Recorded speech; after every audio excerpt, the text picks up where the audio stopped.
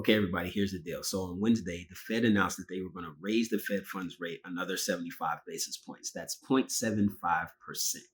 Now, in the speech that Federal Reserve Chair Powell gave, he mentioned three things. And I want to be very specific about what I'm going to talk about here. So he mentioned reducing the balance sheet. He mentioned the tight labor supply, and he used a term called restrictive policy. So make sure you're paying attention when I go through this.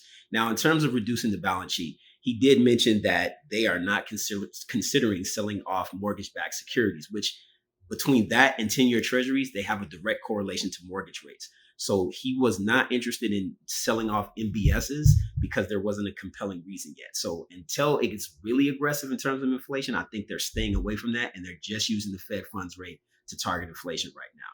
The second thing that he talked about was a tight labor market. So right now, in terms of jobs, there's essentially two positions for every one potential employee. In other words, there is a demand for workers that's outpacing supply, right? When that happens in the economy, when supply is more than demand, typically prices go down. So you would expect for that to hold true in the labor market, but actually I think it's operating in the inverse right now. The supply is really, really high, the demand is low, but it's causing employers to want to incentivize people to come take the job. So what do? They give them more money in terms of wages.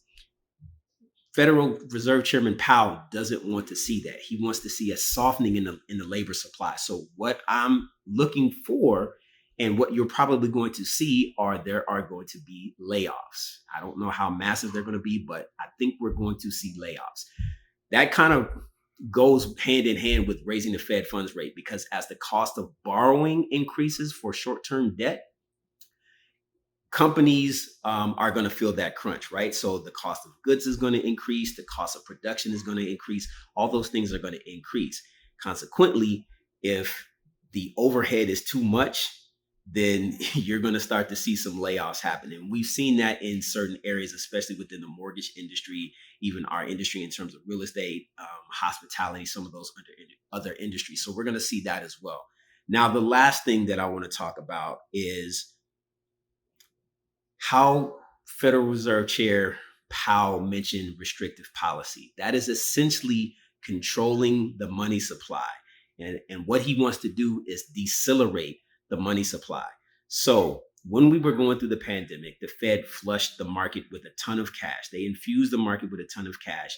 And because of that, spending increased rapidly. Well, that spending couldn't keep up with the cost of goods that were being produced, and therefore the prices went up. So we kind of saw this coming. We just didn't think it was going to be as bad as it was.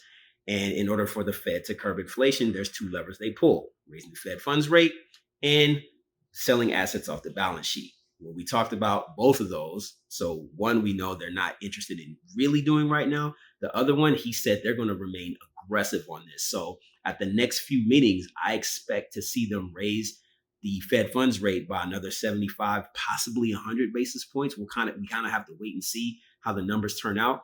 But these are things that you want to keep in mind, because as we go through this recession, when we're talking about a softening labor market, you want to make sure that you have multiple streams of income, not just relying on your one job. Because if your one job goes kaput, it can disrupt your whole household. And that's where he's talking about we're probably going to feel some pain in the economy as people who are living check to check and really relying on that job. If that job ceases, it's going to be a whole lot of trouble. Now, I'm hoping that this doesn't happen, but what they did mention was we probably are not going to have a soft landing in the recession. A soft landing is essentially we ease through the recession. We don't really feel a lot of it. We know we're in a recession, but we don't feel it.